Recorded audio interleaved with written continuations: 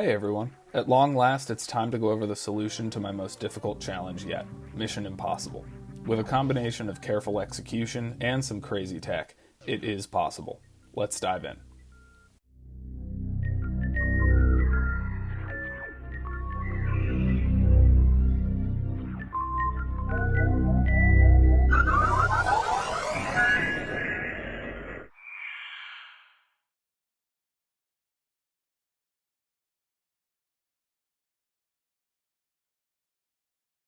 Before we get started, here are the folks that completed it. Huge congrats to you all because this challenge was pretty insane. Begin the game normally collecting morphing ball, bombs, and ammo, keeping in mind the ammo restrictions of 5 missile packs, 3 super packs, and 3 power bomb packs. And of course, because energy tanks are banned, be careful to avoid collecting this one. As tempted as you may be to bend the rules a little bit and pick up charge beam early, then just unequip it until the 4 major bosses are defeated, that's a bad idea. You'll see why later on. Go ahead and grab Spazer because it's not only convenient, but you'll also need it later. Then defeat Kraid to get Variasuit and head into Norfair. Be sure not to grab High Jump Boots, Speed Booster, or Ice Beam as per the rules. Also, do not collect Wave Beam at this point. I'll explain why later on, but this is the reason that I said be careful of the order in which you do things. Perform a gate glitch to reach Crocomire and pick up Grappling Beam. Grapple isn't technically necessary, but it makes things much easier. After bomb jumping up the bottom of Red Tower, go get the X-ray scope, and then defeat Phantoon, which is easier said than done with no energy tanks. Pick up Gravity Suit, and then we have to decide how to approach the room before Botwoon. There are multiple options in this case, including a Crystal Flash clip, which I demonstrated in the challenge number 7 solution, an R-mode clip as seen here, or a Shine Spark suit. Each option has its drawbacks, with low ammo counts for the Botwoon fight being the main issue with the Crystal Flash clip, and low energy being the main issue with the R-mode clip. Regarding getting a Shine Spark suit, one option is to use the R-mode Crystal Flash method that I explained in the challenge number 3 solution, as seen here. A downside of this is that you have to carry the stored Shine Spark all the way to Botwoon Hallway, but hey, save states were allowed. On a side note, if you've ever tried to grapple across a room with a Shine Spark suit, then you've probably accidentally activated your Shine Spark, because pressing up or angle up between swings is necessary to connect with the next grapple block. But if you morph and unmorph after each swing, which puts Samus into a falling state, you can proceed without issue. Just a fun fact. Anyway, once you've managed to defeat Botwoon, be sure to avoid collecting the energy tank in the next room, as seen here. Now it's time for Dragon. If you picked up Grapple, go ahead and fry her. If not, the fight will be tougher. To exit the room, you can just bomb jump or do a gravity jump, as seen here. Now I'd recommend heading to the left sand pit or west sand hole to get the reserve tank there, since you'll need 3 R-tanks in the end. Then go grab Plasma Beam and bomb jump to escape that room. If you want to get Spring Ball before leaving Meridia, go for it. Head back into Norfair and go to the Wave Beam room. At this point, we need to discuss the Ridley fight. As many of you noticed, there's an issue here. Ridley has 18,000 health. If you enter the fight with full ammo, don't miss a single shot, and every power bomb hits twice, Ridley will still have 500 health left. So we need another way to damage him. There were multiple glitch restrictions for this challenge, but equipping Spazer and Plasma simultaneously was not one of them.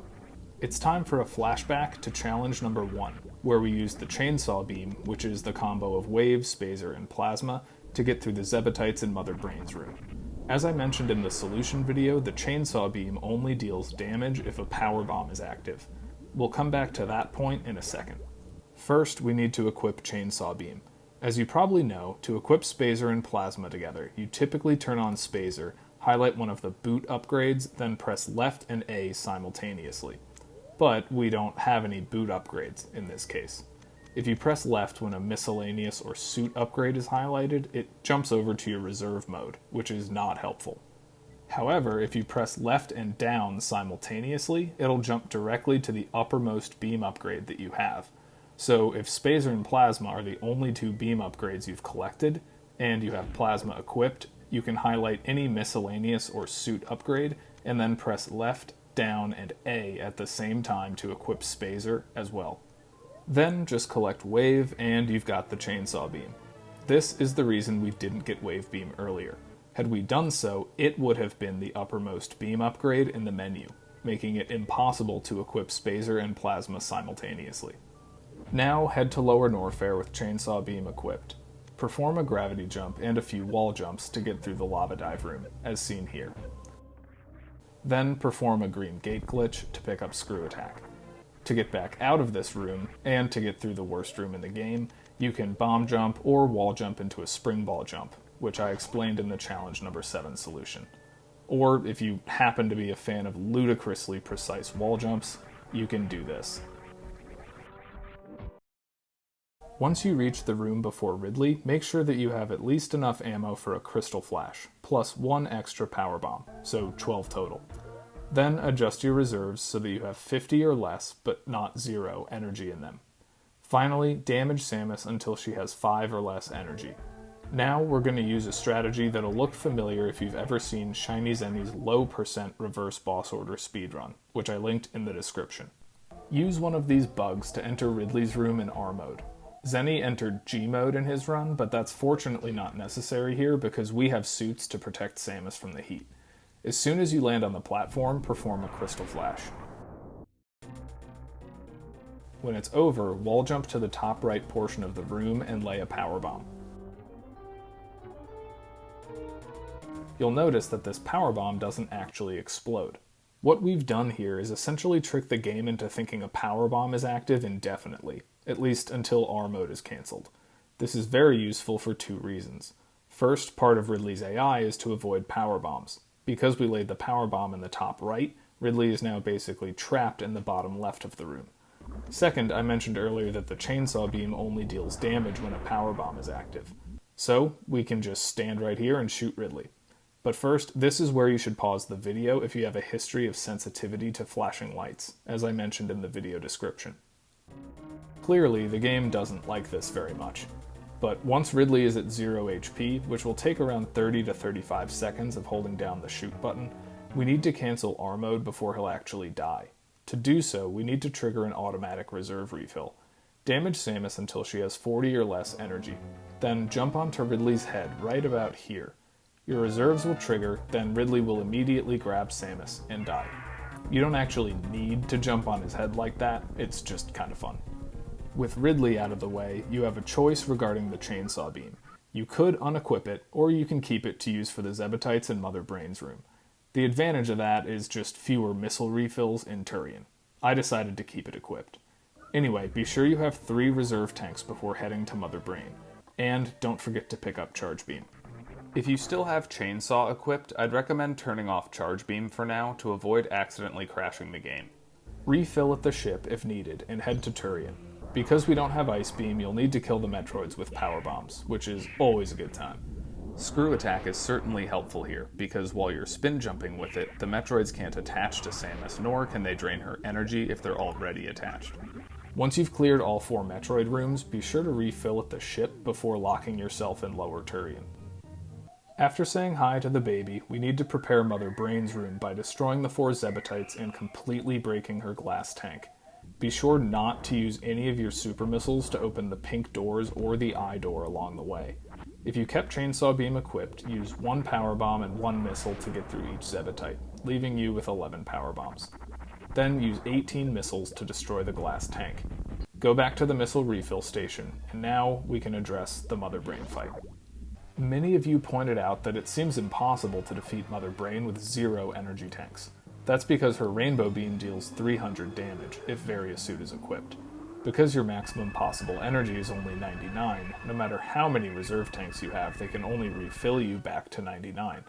And during the Rainbow Beam, pausing is disabled, so you can't manually use your reserves. To survive, we're going to need to use a trick known as Light Pillar. To begin, use a Rinka enemy to enter Mother Brain's room in R mode. Then, work your way over to Mother Brain and defeat her first phase using 15 missiles and 5 super missiles. You cannot afford to miss a shot here, so take your time.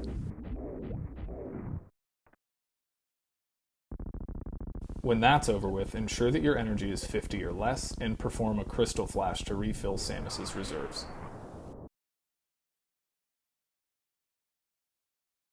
Defeat Mother Brain's second phase as normal, being careful not to trigger your reserves.